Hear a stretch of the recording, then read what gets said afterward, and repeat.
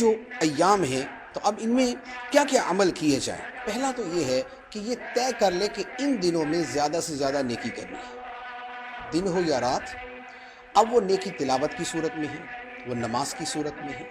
وہ صدقہ و خیرات کی صورت میں ہے، وہ کسی کے ساتھ جو ہے وہ حسن سلوک کرنے کی صورت میں ہے، وہ ماں باپ کی خدمت کی صورت میں ہے، وہ میاں بیوی کا جو ہے وہ آپس میں جو ہے وہ اچھا تعلق اس کے اعتبار سے ہے۔ تو ان دنوں میں بہر صورت نیکی کو اپنی زندگی اور اوقات کا محور بنا لیا جائے، تو کوئی بھی نیک عمل کیا جائے اور کثرت کے ساتھ ان دنوں میں کیا جائے۔ دوسری بات جو فرمایا کہ روزے رکھنا، ایک روزہ ایک سال کے روزوں کے برابر ہے۔ تو جو 9 دن ہیں، 10 ذوالحجہ کا روزہ مکروہ تحریمی ہے، تو جس سے پہلے کہ 9 دن ہیں ان دنوں کے اندر روزہ رکھا جائے۔ اور تیسرا عمل ہے راتوں کا قیام، کیونکہ راتوں کے قیام کو شب قدر کے برابر قرار دیا گیا، تو راتوں کو قیام کیا جائے، عبادت کی جائے۔ قیام کا مطلب کہ اس میں نمازیں پڑھیں، نوافل پڑھیں، اس میں تلاوت کریں، اس میں اللہ کا ذکر کریں، اس میں درود پاک پڑھیں، اور اس طرح کا جو علم دین سیکھنے سکھانے کا معاملہ ہے وہ کریں۔ تو یہ ساری ملی جلی عبادتیں کریں، اور بہت عمدہ اور بہت اعلیٰ یہ ہے کہ نماز کی طرف، تلاوت کی طرف، ذکر اللہ کی طرف اور درود پاک کی طرف آئیں۔ پھر اس کے ساتھ ایک اور عمل، اور وہ ہے ذکر اللہ کرنا، اللہ کا ذکر کرنا۔ اللہ کا ذکر کرنا بطور خاص اس لیے کہ حدیث مبارک میں فرمایا گیا، شعب الایمان کی حدیث ہے، نبی پاک صلی اللہ تعالیٰ علیہ وسلم نے فرمایا کہ اللہ کے نزدیک حج کے ان 10 دنوں سے افضل اور پسندیدہ دن کوئی نہیں، لہٰذا اب یہ حدیث مبارک کے الفاظ ہیں، فرمایا لہٰذا ان دنوں میں سبحان اللہ، الحمدللہ، لا الہ الا اللہ اور اللہ اکبر کی کثرت کرو۔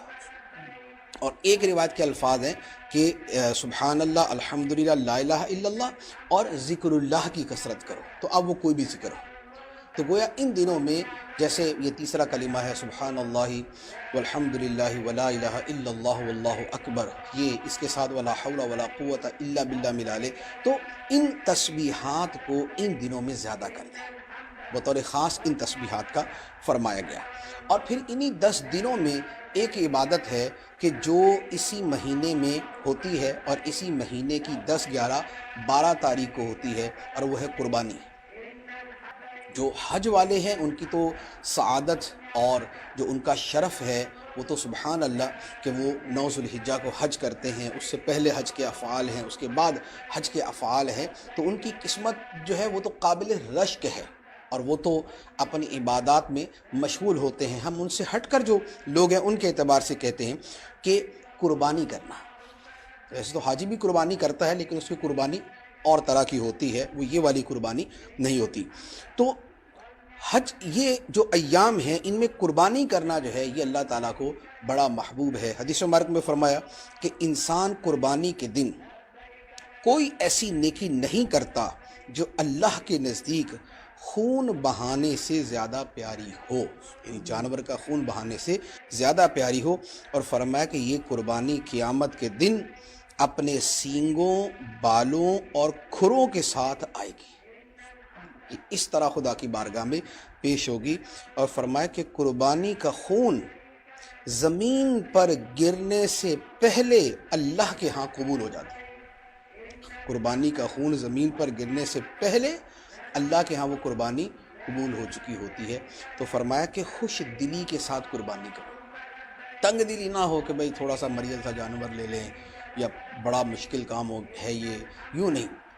خوش دلی کے ساتھ قربانی کریں۔ تو یہ جو فضائل ہیں یہ خاص ان دنوں کے ہیں، تو ان دنوں کے اندر کوشش کریں کہ اپنے آپ کو عبادت میں، رب کی بندگی میں، اطاعت کے کاموں میں، نیکیوں میں، نمازوں میں، شب بیداری میں،